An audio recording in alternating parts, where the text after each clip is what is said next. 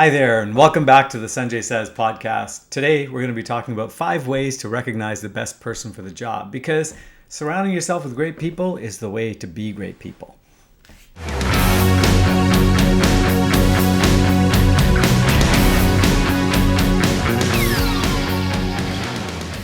Okay, welcome back. 5 ways to recognize the best person for the job. Learn how to make spotting greatness your superpower. When I was 35, well before I could afford it, I bought a high-performance BMW M3 convertible. The prized high-performance M badge was fake, as I failed to discover during my tire kicking evaluation. And during the test drive, I also failed to discover a loud humming noise at highway speed because I had the radio cranked up for the entire ride. A day after buying the car, during a break between songs, I finally noticed this annoying noise. I took my new car back to the mechanic who had certified it for the seller. And I asked, how could you certify this car when it has this humming? The car drives fine, he said. What do I know from humming noises? Like my Italian accent? What am I supposed to do now? I asked. His response, crank up the radio when you drive the car. So I proceeded to take the car to 3 different repair shops where I got estimates from $1,500 to $4,500 to fix the noise, and 3 different guesses as to what was causing the problem. It was my axle, it was my engine, it was a warped chassis. Over a beer, I complained to a friend. I don't think any of them know what's wrong with the car. Now I have to drive below the speed limit, a tragedy for me, or play the radio at full volume all the time. I'm getting a headache. My friend said, hey, you're in luck. I know a mechanic that specializes in BMWs. He's in my hometown, a couple of hours from here. So, next day, I pulled off a country road into a gravel driveway in front of a dilapidated-looking garage. An older gentleman wearing overalls emerges from the garage, wiping his hands on a dirty towel. I rolled down my window and described the problem. He stopped, looked at me for a moment, then said, get out. I got out. He got into the convertible and went peeling away onto the road, accelerating fast. I stood there wondering whether my car had just been stolen. Was he even a mechanic? But he soon reappeared, skidded back onto the driveway, stepped out of the car, and he said, your left rear wheel has a broken ball bearing. And I said, how much is it going to cost to fix this ball bearing? And he crossed his arms and he looked away and he looked like he was doing math. And I was like, oh no, steel myself for the response. Then he says, I already have the part. It'll be $25. 20 minutes and $25 later, I was driving back home in blessed silence. So I cranked up the radio to celebrate.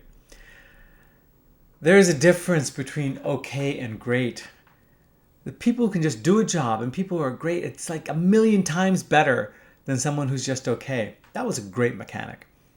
I've started 6 companies, including audiobooks.com, which I sold for mid-8 figures a few years ago. In my 40 years of being a successful entrepreneur, I have found 5 key traits that differentiate the best from the merely okay. And these traits are easy to spot. Number 1, the best people are fast. Like my BMW mechanic. They don't do unnecessary things. They don't want to waste time. When I hired my first software developer at audiobooks.com, he sent me a sample of his work. He was into cars and had created a website that let you search and compare the performance statistics for any given make or model. What astounded me about the site was how fast it was. No delay between pressing enter and the screen refreshing with the result. I asked him about the speed, and he gave me an explanation about preloading results and productive logic and a string of acronyms. The explanation went right over my head. I hired him anyway, and he single-handedly built the first version of our website in 2 months, which is a minor miracle. Number 2, the best people are right more often than they're wrong. The very best people will sometimes disappoint you, but far more often they'll surprise and please you. No one is 100% awesome all the time, not even me. It's the ratio that's important. It should be 100 parts wow for every 1 part oops. My wife loves to offer her navigation expertise from the passenger seat. It's like having a GPS that questions my life decisions. But for each why are we going this way, there are 100 things she does and says when we're not in the car that make her awesome and I adore her. Packing a suitcase, helping the kids with a school project, being my better half at social events, I bow to her greatness. In my first marriage, there were lots of positive moments, but just as many negative ones. It's easy to get taken in by the good times and hope you'll get more of them. But if the ratio isn't 100-to-1 greats to be rates, then you don't have a relationship. You have a therapist retirement plan. 3, the best people have experience that can't be taught. Formal training is great, but the best people have life and professional experience that goes beyond what you can learn in school. My Cornell MBA taught me jack squat about actually starting and running a business. After receiving my degree, I ran 2 companies into the ground before I learned enough to pilot the third one to a nice payout. My accountant advised me when reviewing my annual tax submission. For every line on this return, there's what the government wants you to say, there's what most people say, and there's what you can get away with. I guarantee you, he didn't learn that in school, and I get away with a lot. Great people are engaged and curious. When I ask my chiropractor about the value of a calcium supplement, he doesn't say, I don't know. He says, I don't know, but I'll find out. Great people never stop learning. My business partner at audiobooks.com went from film school to writing email campaigns to developing a movie search engine to an audiobook publishing company to crypto investing, and now he's working on a secret AI project. Yeah, you wish you could invest in him. Number 4, the best people can be trusted. The best people are honest and can be trusted to tell you the unvarnished truth, like my BMW mechanic who didn't inflate the price of a part. When I was looking into selling my downtown condo recently, I called my real estate agent and he said, I know I'm arguing against my own interests, but I think you should lease the condo until the market picks up. He was already a good agent, but by saying that, he became great.